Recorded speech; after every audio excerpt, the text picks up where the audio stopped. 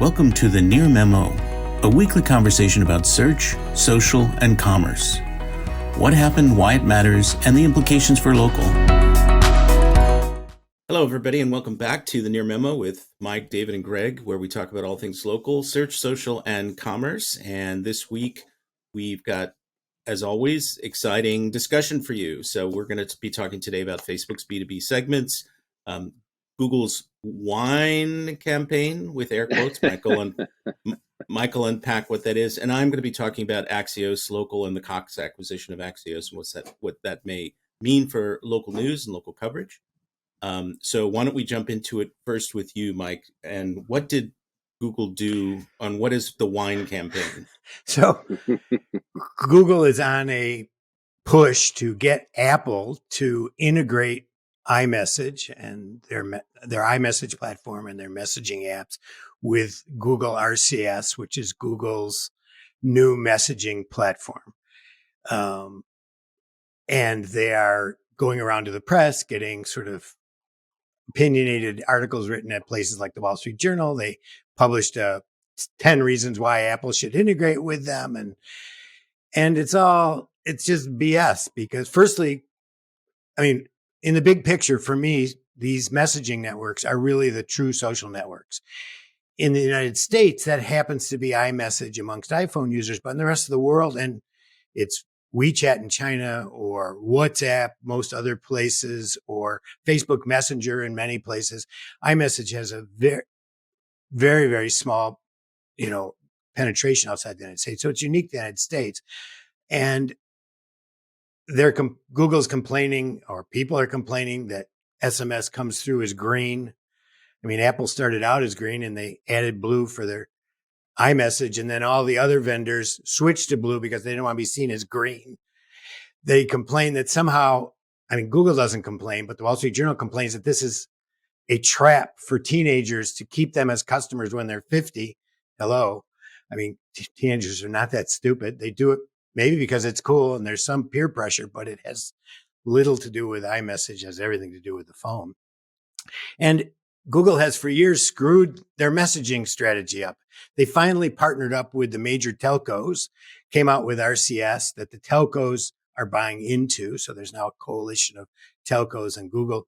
And okay, great. They're not getting really incredible traction with it. Why should somebody switch from WeChat in China or WhatsApp someplace else or iMessage in the United States to Google's RCS? Why should Apple, of all people, integrate with Google RCS? If they want to integrate with Android, they could release an app tomorrow, integrate with Android just fine. They don't want to because this is a feature for people who have committed to the Apple ecosystem. So I see Google's campaign as grasping at straws, desperate, weird.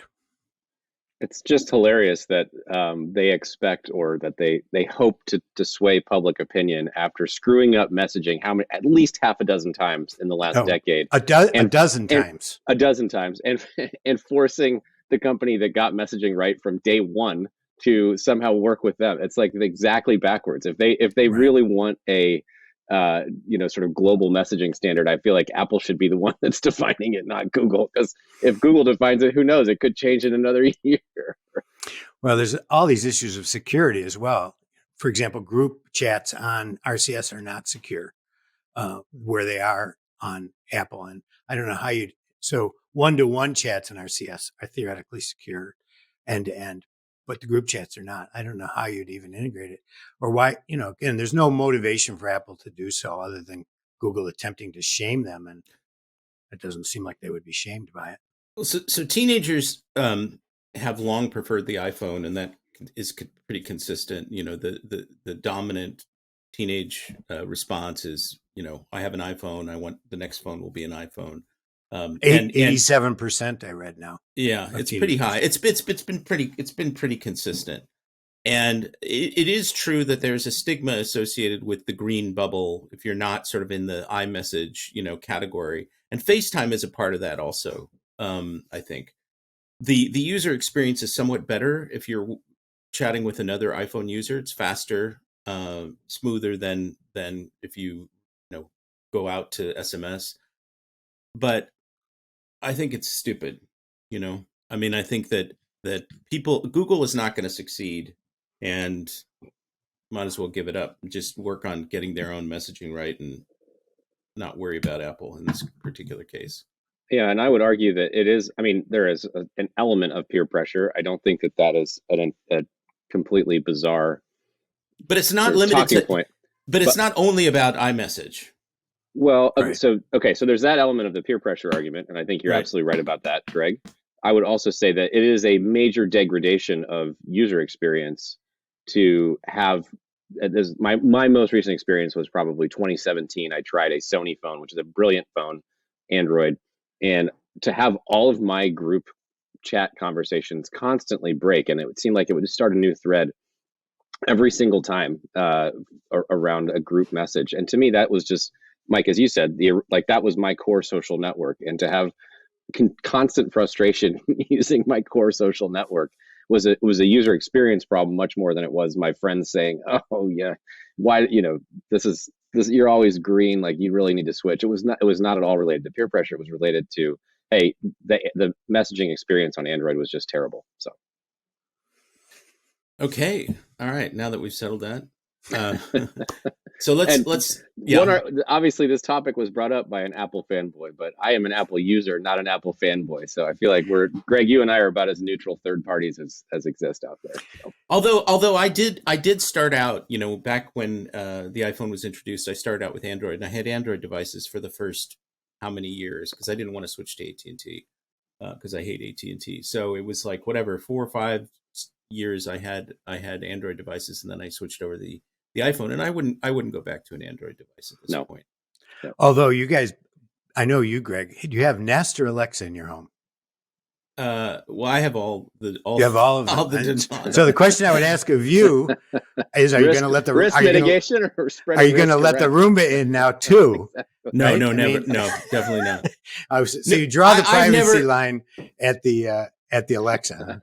Well, I've never had a robot vacuum, and I'm scared. I haven't used one, so I don't know what the revelation is, but I'm skeptical about them. It's creepy, and they're probably not particularly effective. I mean, I bought into Roomba early. It found dirt that neither my wife nor I found. Now, it's not a big surprise for me, but it is a big surprise. It was a big surprise to my wife. But in the early ones, it took longer to clean them than it did to let them run, right? Because you had to take the stuff out of the brush. Take them apart. And then I got mine wet somehow. Maybe my sink overflowed and it stopped working. I never replaced it.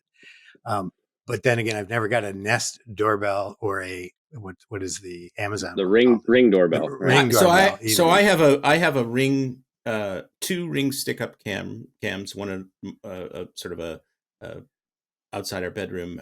We have a access area there, and then the front door, and they're useful. I mean, you can see who's coming and going. You can talk to people through them, voice of God kind of thing, startle people at the front door. It's useful, but I'm not, I would never, I think all this stuff is really is hackable. And if your whole house is networked, then that becomes problematic. You're trying to bring this conversation about Roomba in through the back door here, Mike. But I'm not going to let you. I thought just quick coverage of it. Indoor mapping, which is kind of a fascinating thing and could be useful, but we all know that the privacy issue is a pretty significant. Thanks for joining David, Mike, and Greg. To stay on top of the latest developments in local, subscribe to our newsletter at nearmedia.co. We'll see you next week.